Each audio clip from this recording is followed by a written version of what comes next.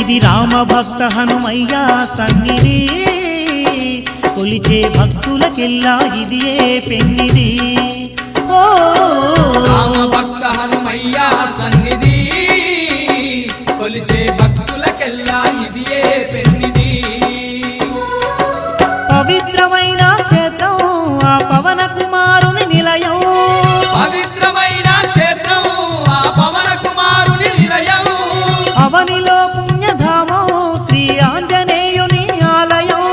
అవనిలో పుణ్యధామం శ్రీ ఆంజనేయుని ఆలయం ఇది దీన జనులను ఆదరించే క్షేత్రం